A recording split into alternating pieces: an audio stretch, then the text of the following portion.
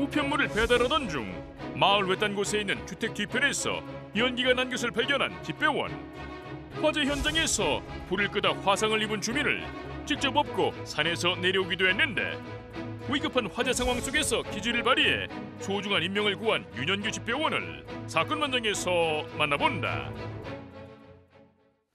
네, 가슴 따뜻하고 훈훈한 사연 속의 주인공을 만나는 시간입니다. 함께 사는 세상. 오늘의 주인공은요, 다급한 화재 현장에서 소중한 인명을 구한 집배원 윤현규 씨입니다.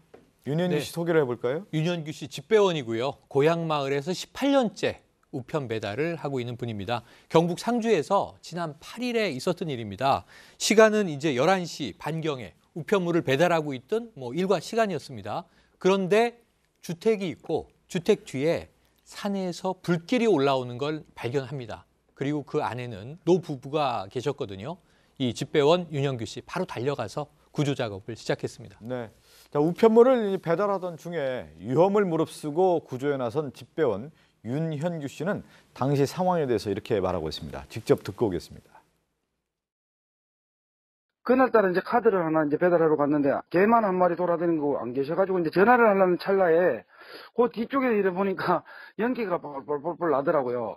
그래서 이제 제가 오토바이를 타고 올라갔는데 이제 아주머니는 이제 길가에 붙은 불을 끄고 앉아 계셨고 이제 아저씨는 그 이제 산 쪽으로 이제 번지니까 그 산 쪽에 있는 불을 끄고 계셨는데 아니 이게 뭐 하시는 거냐면 그러니까 이제 불이 붙어가지고 진화를 하는 중이라고 얘기를 하시더라고요. 그래서 네. 사모님은 제가 올라오지 마시라 그랬어요. 요것만 정리하고 계시고 아저씨하고 저하고 어떻게 해볼 테니까 올라오지 마시고 계시라 그랬는데 바람이 이제 그날 좀 많이 불었어요. 그래 이제 같이 진화를 하다가 도저히 안 되겠더라고요. 그래서 제가 바로 119에 이제 신고를 했거든요. 불은 이제 계속 번지고 있는 상황인데 산 쪽으로 계속 올라가시더라고요. 그래 막 자꾸 번지니까 아유 내려오시라고 제가 몇 번은 고함을 질렀거든요. 앰뷸런스 소리가 막 들리고 이제 하더라고요.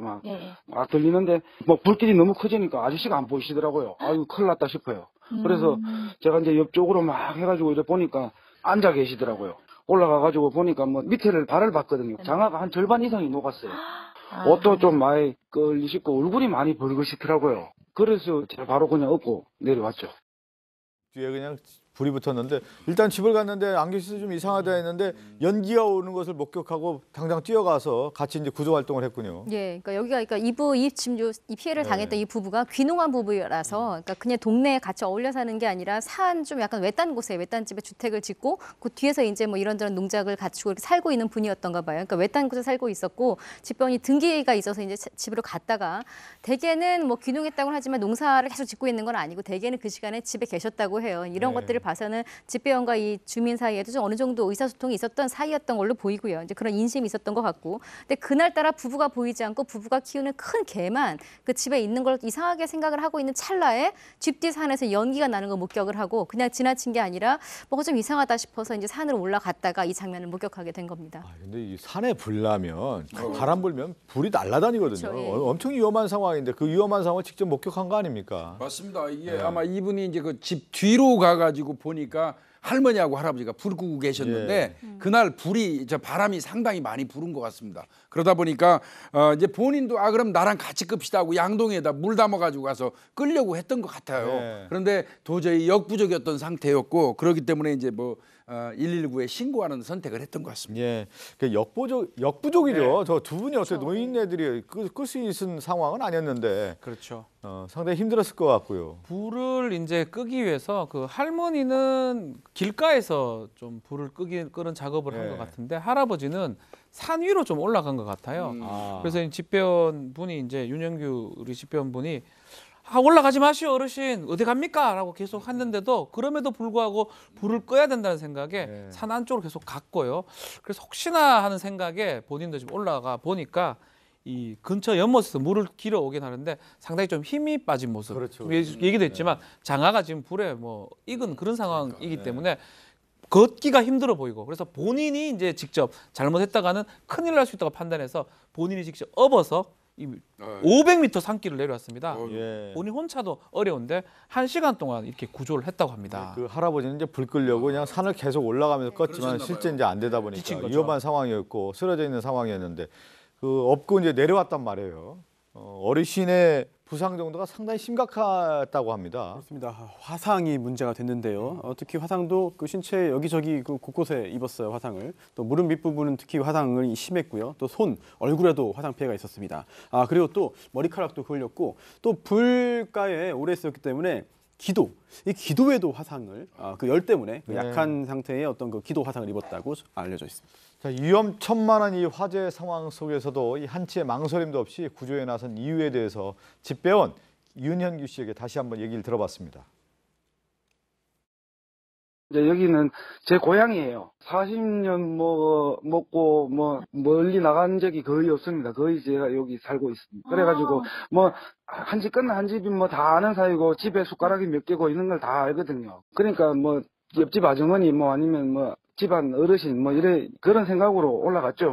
요새 촌에는 고령화가 돼서 이제 배달하다 보면 어르신들도 참 촌에는 그래도 아직 정이라는 게 많이 남아 있습니다. 그래서 입 다실 거라도 한 개 꼭 주시려고 하고 이러니까 그런 데서 보람을 많이 받고 만약에 그런 일이 또 다시 발생한다 그래도 저는 당연하게 최선을 다할 겁니다. 왜냐하면 다 내 부모 같다는 심정으로 내 부모 아니면 할머니 할아버지 같은 심정으로 그렇게 도왔거든요. 고향이면서 40년 동안 먹고 살았고 동네 사람들 숟가락까지 다 안다고 하니까 한 가족처럼 지냈다고 봐야죠. 맞습니다. 그러니까 지금 우리가 좀 이해할 수 없는 대목이 저런 지역에는 공동체성이 아직 살아있는 거예요. 수도권 이게 서울에서 옆집에 숟가락 몇 개인지 알면 큰일 나죠.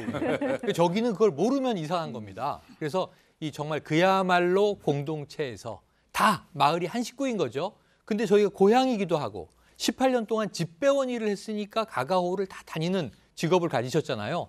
아마 이 고향에 대한 애정이 남달랐기 때문에 이런 용기를 또 내신 것 같습니다. 또 우체국에서 이제 그 교육이 있었는데 교육을 충실히 받으면서 그것을 실전에 적용했다고 해요. 예, 이게 아마 우정사업본부 경북지방우정청에서 이 모토 사업이 있나 봐요. 주력하는 사업이 있는데 이게 사회 안전망 구축이에요.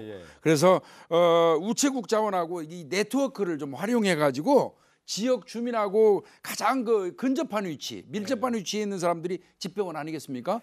이분들을 통해서 이제 그 관할 그 지역 내에 있는 주민들이 어떤 위기 상황이 있다거나 이런 그런 상황이 있으면 또 긴급 구호가 필요한 상황이 있으면 적극적으로 이 발굴하고 도와주도록 이렇게 평소에 교육을 하고 아마 그렇게 하는 것 같습니다. 이게 사회 안전망이라고 하는 것이 사실 이제 우체국의 집배원들이 마을 곳곳을 다 하니까 이것을 연계 시스템으로 체계화했다라고 하는 거고 그것을 교육을 통해서 교육을 해줬다라는 얘기인데 당시에 상당히 이제 큰 불이었고 이걸 또 같이 이제 진화했는데 그 어르신분하고 지금 윤현규 씨 같은 경우는 건강 상태가 어떻대요? 일단 윤현규 씨는 큰 문제가 없어요. 다행입니다.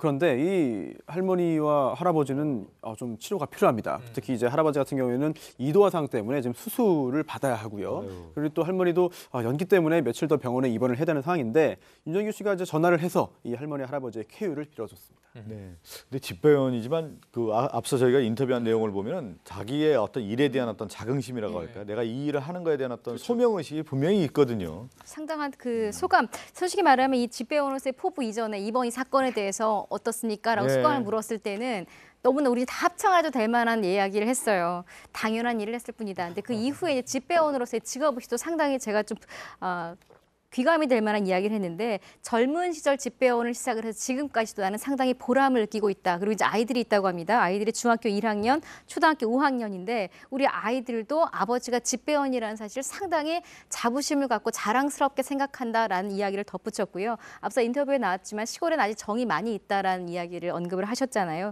그 시골에 있는 정이 아마 윤현기 씨의 마음속에도 많이 있는 것 같고 살짝 또 부럽기도 하고 이런 사연입니다. 또 비슷한 일이 있다고 하면 당연히 구조에 나설 것이라는 얘기했는데 당연히 할 일을 했을 뿐이다라는 것이 이 사건 만장 마지막에 미담 사례에서 나오는 얘기고 또 하나는 그 자신의 어떤 생각들을 표현하는 어떤 모습들을 보면은 정이라고 하는 표현을 쓰지 않았습니까? 내 가족이라고 하는 생각을 했기 때문에 이렇게 몸소 실천하는 모습이 나오지 않았나 싶습니다. 윤현규 씨에게 다시 한번 좀 감사하다는 말씀 전해드리면서 오늘 사건 만장은 좀 마무리하도록 하겠습니다.